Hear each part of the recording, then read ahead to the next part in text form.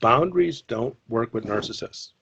And it's an important starting point because it is crucial and completely necessary in the treatment process of codependents or SLDs is to learn how to do boundaries, but not so much to figure out a way to control the narcissist, but to understand how to protect themselves.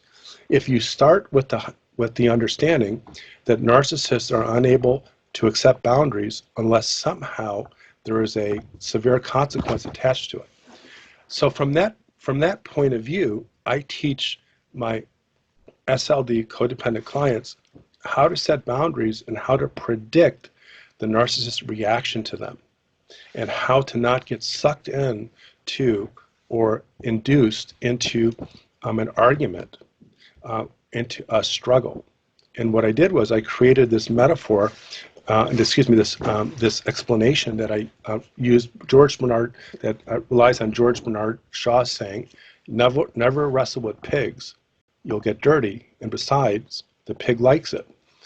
And the essence of that saying is that if you're going to argue and try to confront and try to engage in a power struggle with a narcissist, you will always get beat because the narcissist lives and breathes and knows every angle of what I call their wrestling ring. You would never dream of wrestling with a professional wrestler. So the goal then is to stay out of the wrestling ring and find a way to set a boundary without being pulled into a situation where you have the disadvantage.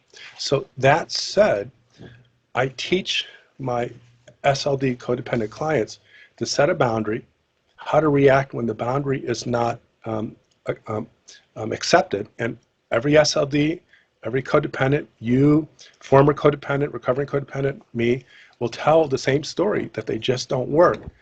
But when the boundaries are hard boundaries and they have natural obstacles, that's how we protect the codependent. It's not it's the expectation that the boundary will change the mind of the narcissist, make them feel bad, or somehow motivate them to do the right thing.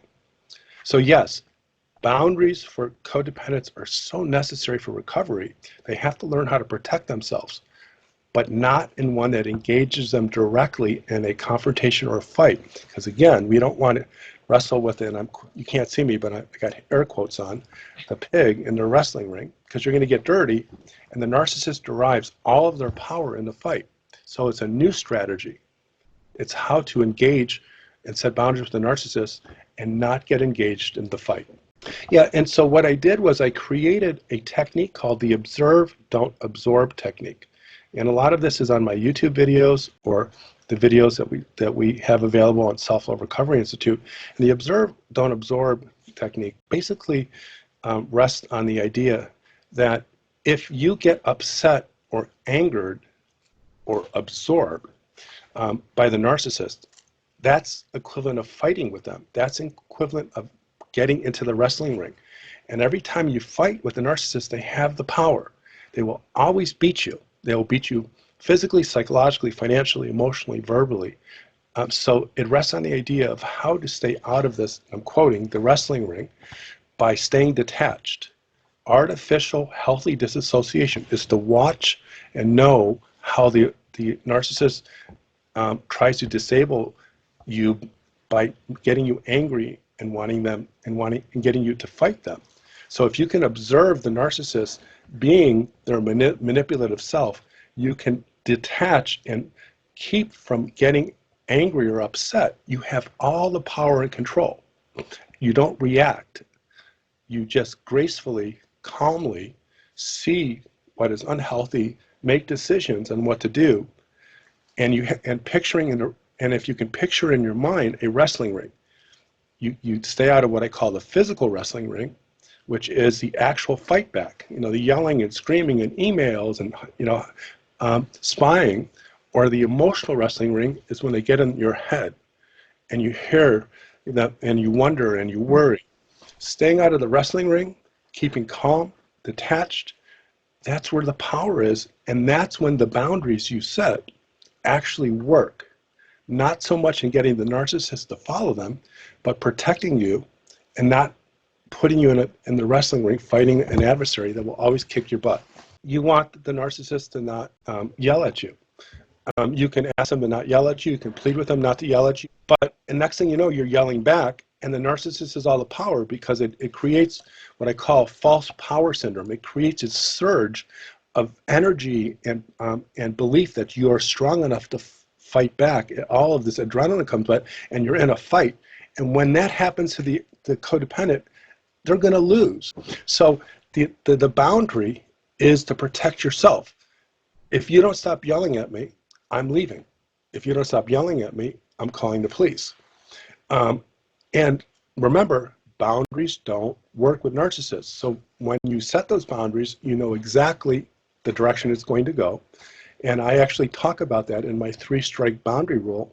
It's part of my whole Codependency Cure training program.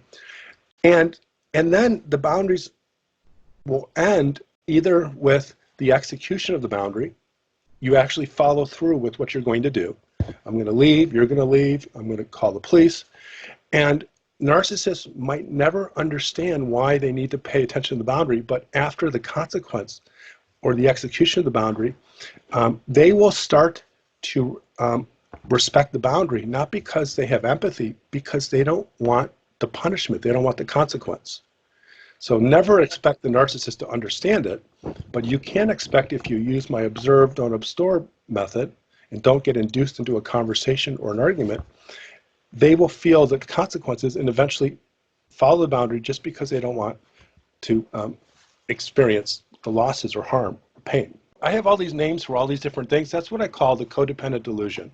A delusion is a belief that's not based on reality.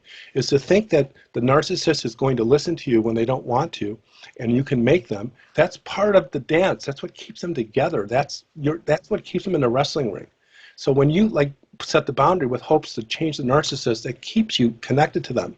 The boundary is to protect yourself, and it's specific. They have to stop doing this, or they have to do something, and if not, this is the outcome, this is the consequence, and then you have to deliver it. It's important to know that unconsciously, sometimes consciously, the codependent is terrified of being alone.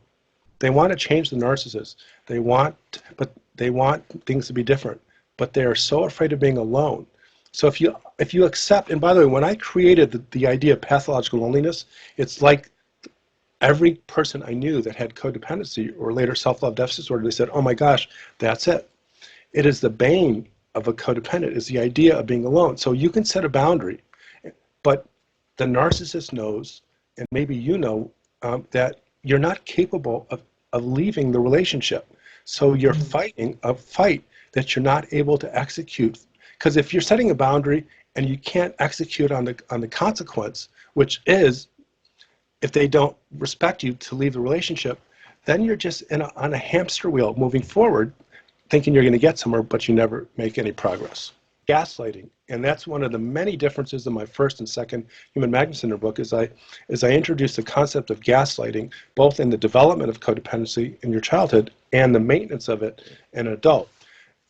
Narcissists purposely gaslight the codependent, the SLD, into accepting a reality that is not true or accurate, that no one will love you, you're too heavy, you're too light, you're too tall, you're too short, you're not educated, you'll never get a job. If they can turn you against yourself and make you believe something that's not true, they've controlled your destiny. So what good is the consequence when you say, stop yelling at me, stop yelling at the kids, or I'm going to leave you? The narcissist knows that you've been gaslit to believe that you won't leave because you're afraid of being on your own.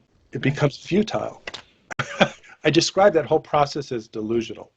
And again, not in the mental health psychiatric form of delusional, like we have in schizophrenia, but more of believing in something that is not true. And it's the fundamental belief that you can control the narcissist, keeps them engaged in this wrestling fight that they think they can win, but with an adversary that always is stronger and more powerful. The codependent cannot change a narcissist. They have personality disorders. And the nature of a personality disorder is they don't think they have a problem. They blame people for their problems. When held accountable, they blame the person who held them accountable, and they project all of what's bad about them onto another person, and they don't even know they're doing that. So it is almost impossible to get the pathological narcissist to take responsibility for something, let alone change. So, and the codependent, when they stay glued into this adversarial, I got to get them to change, I got to get them to understand, that is the glue that keeps them in the relationship. And to fight them directly is part of the problem. Then the new strategy needs to be built. 3 years ago, I had this epiphany, don't, if you're with a covert narcissist, which is, someone with, who's has a narcissistic personality disorder, who's sociopathic, or antisocial personality disorder partner, is if you want to leave the relationship, you don't confront them, you don't tell them what you're doing. And so the name of the video was, Don't Pull the Mask of a Covert Narcissist, Just Run, Just Leave. That hit a nerve, and that video has been viewed almost 2 million times. And so what that video told me is that there are ideas that go contrary to what most people know about how to set boundaries and protect yourself. Is that the worst thing you can do is take on an adversary in a direct confrontation. So like most of my ideas, they usually come during either my own therapy session, and I'm grateful for those, or my work with my clients. And I had been working on this idea about, it fits with the whole wrestling ring, the narcissist, codependent, observed, unabsorbed, the pig, all the stuff that we talked about, is that the worst thing you can do is to engage the narcissist in a discussion about something you want him to do or not do. And when you are setting a boundary and the relationship is falling apart, and there's no contact, you must avoid any conversation that is about anything except essential black and white concrete matters. And once that narcissist feels the codependent, the SLD, to use my observe, don't absorb techniques, and they will notice and they will get mad. They will fight back when they don't get a reaction, because the narcissists know full well, they're conscious of it. Their power is in getting a reaction. If they can't trigger you, you've had good therapy, you've seen my videos, you've read the book, and you realize that your best defense is no offense, they will do anything to get you back in the wrestling ring. And I call that induced conversation. They will find a way to take any type of conversation, anything from a benign topic about, hey, we need to talk about our bank account, or our son has got a fever. They will find a way to start a conversation, and in that conversation that has nothing to do with the conflict, they then pull you in and they trigger you and activate you and bring you back into the wrestling ring, where you then get activated and fight, you absorb, and you lose. All of my work is if it's not in my Human Magnet Center book, it's on, I record my seminars, all-day seminars, and I make them available to the public at selfloverecovery.com. But this whole induced conversation idea was expanded, and I actually posted this on YouTube, and it's called the 12 Ways the Narcissist Manipulates You Once You Have Successfully Created a no-contact boundary. 12 different strategies they do that range from yelling, screaming, and threatening to crying and begging for forgiveness to going to therapy, so that the person, the SLD, knows through this whole observe, don't absorb technique and this induced conversation idea, is that their narcissist is going to act like they're dying and will do anything to get you back, and everything they do is not going to be true or honest or genuine, and they might finally get what they've always wanted, and that should never be seen as a good thing. The more you know, the more you can protect yourself.